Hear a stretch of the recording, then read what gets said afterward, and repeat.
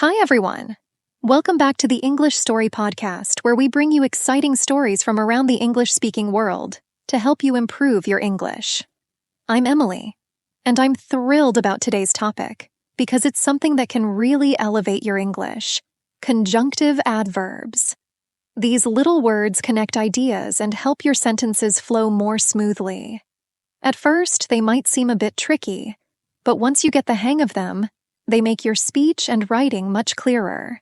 Hello, everyone. I'm John. Don't worry if the term conjunctive adverbs sounds complicated. Today, we're going to break them down in a way that's easy to understand. We'll start with a story about Emily's relaxing day at the beach, and as you listen, try to notice how these adverbs are used to connect ideas. After the story, we'll dive into key vocabulary, and then we'll explain how to form and use conjunctive adverbs. By the end, you'll see how they can make your English more natural and cohesive. That's right, John. By the end of this episode, you'll not only understand what conjunctive adverbs are, but you'll also know how to use them effectively in your own conversations and writing. So, let's get started with the story. Here's a story about a day I spent at the beach. It was one of those perfect days where everything just seemed to fall into place. As I tell the story, pay attention to how I use conjunctive adverbs to connect my thoughts. Last Saturday, I decided to take a break from the city and spend the day at the beach. It was a sunny day. Therefore, I knew it would be perfect for a little getaway. I packed my bag with all the essentials: sunscreen, a good book, and a picnic lunch. I left early in the morning to avoid traffic. However, I still hit a bit of a jam on the way there, which slowed me down slightly. Nevertheless, when I finally arrived, the sight of the ocean made the drive worthwhile. I found a nice spot near the water and set up my umbrella and towel. The beach wasn't too crowded, so I could relax without too much noise. I spent the morning reading my book and soaking up the sun. After a while, I started to get hungry. Consequently, I decided to have my lunch. As I was eating, I noticed some people playing volleyball nearby. I watched them for a bit, and eventually they asked if I wanted to join. I wasn't sure at first because it had been a while since I last played, but they seemed friendly, so I agreed. In the end, I had a lot of fun playing with them, and I even made a few new friends. Later in the afternoon, the weather started to change. The sky became overcast. As a result, the temperature dropped, and it felt a bit chilly. I decided to pack up my things and head home. On the way back, I thought about how much I enjoyed the day. All in all, it was a wonderful way to spend a Saturday. That sounds like an amazing day, Emily. I'm sure our listeners enjoyed the story as much as I did. Now let's go over some of the vocabulary used in the story that might be new to our listeners. Absolutely. Let's start with the word getaway. In the story, I mentioned that I wanted a little getaway. A getaway is a short vacation or escape from your daily routine. It's often used when you need a break from work or the city. Another useful word is essentials. You packed your bag with all the essentials. Essentials are the basic things you need for something. For example, when you go to the beach, essentials might include sunscreen, a towel, and snacks. Right. I also used the word overcast. In the afternoon, the sky became overcast. Overcast means the sky is covered with clouds, so it's not sunny anymore. This usually signals that the weather is going to change, often bringing rain. And don't forget worthwhile. You said that the sight of the ocean made the drive worthwhile. Worthwhile means something is worth the time, effort, or money spent on it. The beautiful ocean view made the long drive worth it. These are all great words for talking about trips or outdoor activities. Now that we've covered the vocabulary, let's move on to the main focus of today's episode: understanding conjunctive adverbs. So what exactly are conjunctive adverbs? Well, they are words or phrases that connect two independent clauses and show the relationship between them.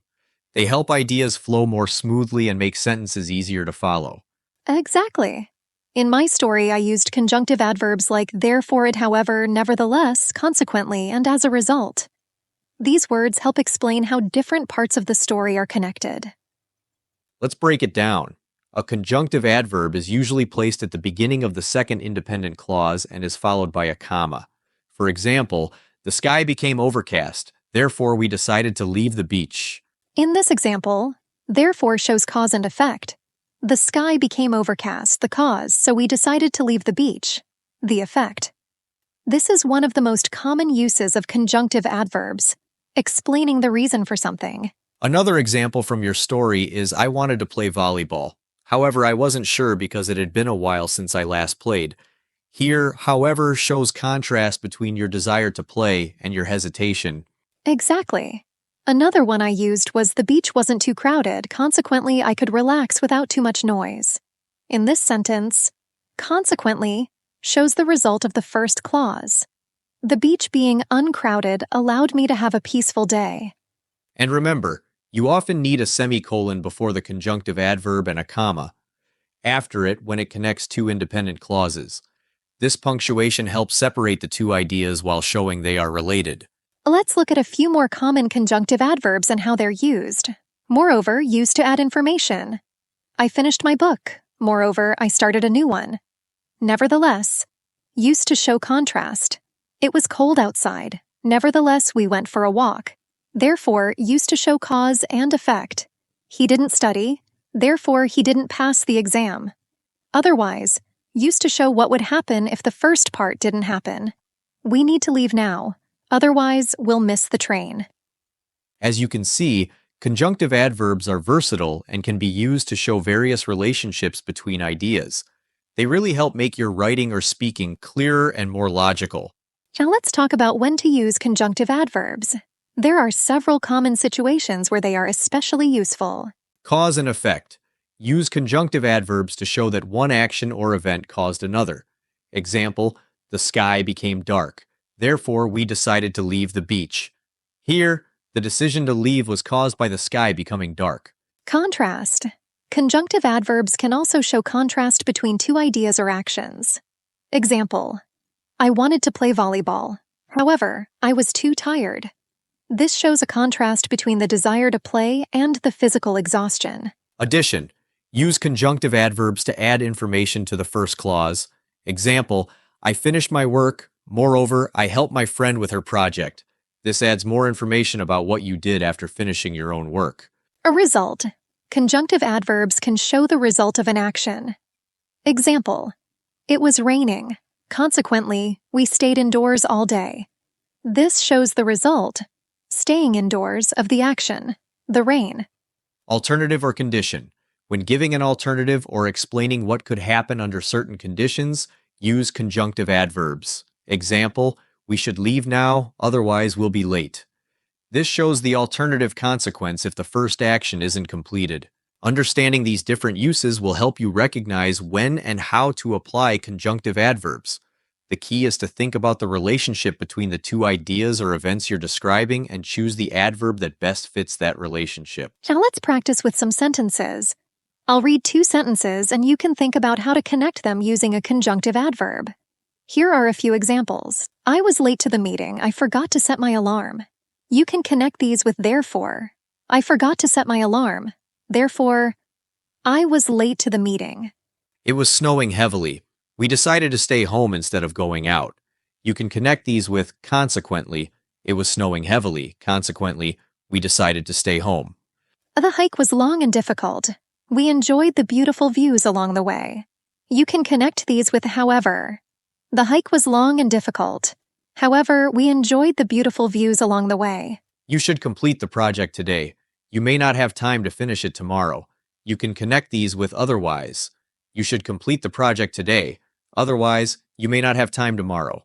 I've always loved traveling. I also enjoy learning new languages. You can connect these with moreover. I've always loved traveling. Moreover, I enjoy learning new languages. Great practice. These examples show how conjunctive adverbs help connect ideas smoothly and clearly. With time, using them will become second nature. Today, we explored conjunctive adverbs and how they help connect ideas in sentences. We started with a story about my day at the beach and showed how words like therefore, however, and nevertheless can improve the flow of your thoughts. We also discussed the different situations where you can use conjunctive adverbs, whether to show cause and effect, contrast, addition, or results. These connectors are important tools to make your English more cohesive and logical. Finally, we practiced forming sentences using conjunctive adverbs, which will help you become more comfortable with them. Remember, the more you practice, the easier they will become to use. Thanks for listening today. Don't forget to subscribe to our podcast so you never miss an episode. We'd love to hear from you. Leave us a comment or a review, and let us know what topics you'd like us to cover next.